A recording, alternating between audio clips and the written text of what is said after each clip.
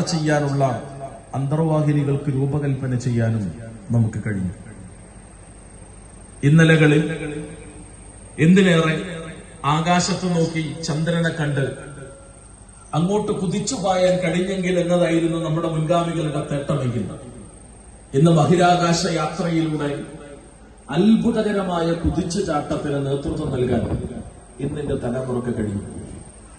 ശാസ്ത്ര സാങ്കേതിക രംഗത്ത് എത്രമേൽ മികവുകളും എത്രമേൽ കഴിവുകളും എത്രമേൽ വളർച്ചയും എത്രമേൽ ഉയർച്ചയും എത്രമേൽ നേട്ടങ്ങളും നമ്മൾ കൊയ്തെടുത്തിട്ടുണ്ട് എങ്കിൽ പോലും ഇന്നിന്റെ തലമുറ അഭിമുഖീകരിക്കുന്ന ഏറെ പ്രസക്തമായ ചില പ്രശ്നങ്ങൾക്ക് പരിഹാരം കണ്ടെത്താൻ കഴിയാതെ അവർ അലയുകയാണ്.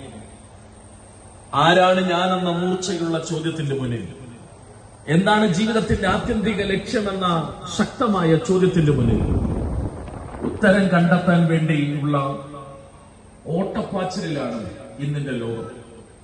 പലപ്പോഴും ജീവിതത്തിന്റെ ആത്യന്തിക ലക്ഷ്യം തേടി അലഞ്ഞ് പലപ്പോഴും ചില കേന്ദ്രങ്ങളിൽ, ചില അഭയ കേന്ദ്രങ്ങളിൽ ഇന്നിന്റെ തലമുറ വന്നുപെടുകയാണ്. ജീവിതത്തിന്റെ ആത്യന്തിക ലക്ഷ്യം എന്തെന്നറിയാതെ, മർമ്മപ്രസക്തമായ ഈ ചോദ്യത്തിന് ഉത്തരം കണ്ടെത്താൻ കഴിയാതെ സ്വന്തത്തെ കൊല്ലുക എന്ന തീരുമാനത്തിൽ എത്തി നിൽക്കുന്നു ഇന്നിന്റെ പുതിയ സമൂഹം. വർഷങ്ങൾക്ക് മുമ്പ് ജർമ്മനിയിൽ നമ്മളത് കണ്ടു. വിശാലമായ ഓഡിറ്റോറിയത്തിലേക്ക് നൂറുകണക്കിന് ആളുകൾ ഒരുമിച്ച് കൂടി. അവർക്ക് മുന്നിൽ നേതൃത്വം നൽകിയ മനുഷ്യൻ പറഞ്ഞു, ജീവിതത്തിന്റെ ഒരുപാട് പ്രശ്നങ്ങളിലും പ്രതിസന്ധി ഘട്ടങ്ങളിലൂടെയുമാണ് നമ്മൾ കടന്നു പോകുന്നത്.